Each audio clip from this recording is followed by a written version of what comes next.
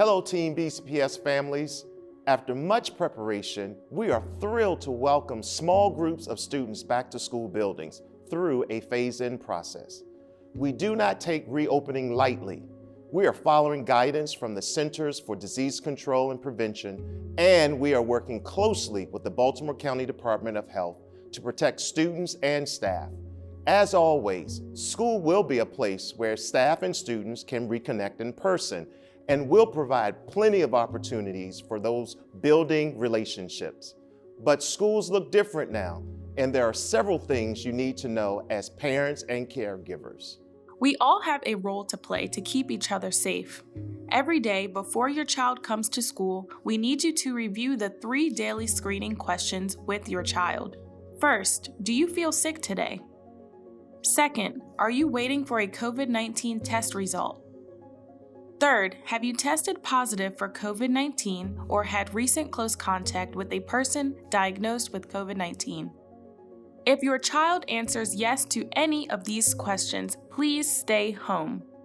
Every school has a nurse. Please contact your school to let the nurse know if any of the 3 questions are true for your child.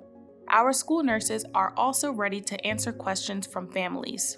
On the first day back to school and the first day of school each month, make sure that your child brings the signed form you'll receive in a back-to-school packet.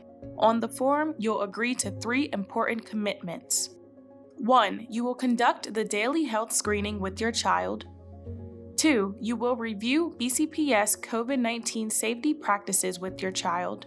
And 3. Your child will follow these practices. On that form, you'll also let the school know who can quickly pick up your child if they feel sick during the day.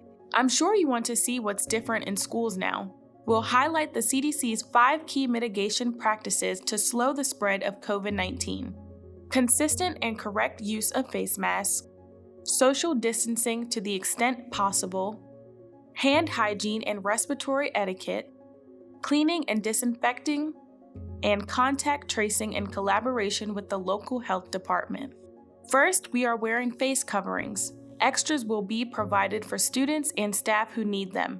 Second, we are social distancing as much as possible. If you drop your child off at school, we ask that you stay in your vehicle. Staff members will greet students and direct them to the right entrance. Visits to school will be very limited. Visitors will be required to make an appointment before coming to the school. If you need to drop off your child late or pick up early, just call the front office and wait for a staff member to come outside. On school buses, there will be limited capacity due to social distancing, as well as enhanced cleaning and support for airflow and ventilation. Inside schools, we will maintain social distance to the extent possible by staggering when and how we use rooms, hallways, entrances, and exits. Schools will also plan for low occupancy meals and restroom breaks. Another strategy for maintaining distance is that we'll have fewer people in school buildings. Students whose families chose hybrid learning are assigned to Cohort A or B based on your address. Cohort C is for students who are continuing with all virtual learning.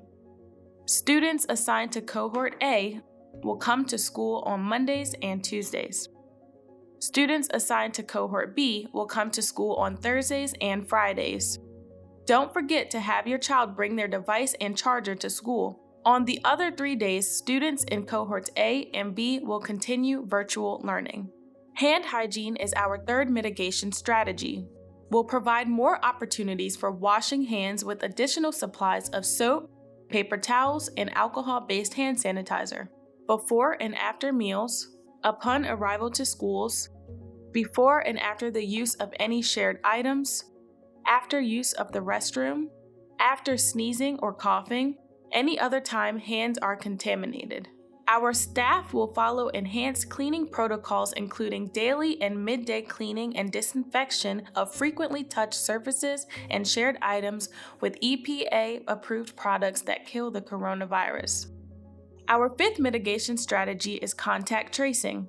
Any employee who is experiencing COVID-like symptoms will go home right away. If your child has symptoms at school, we need them to be picked up right away. Until you or someone you designate can come, They'll be cared for by the school nurse in an isolation room. Students and staff with COVID symptoms need to stay home for 10 days unless they have a negative COVID test or are cleared to return by their doctor.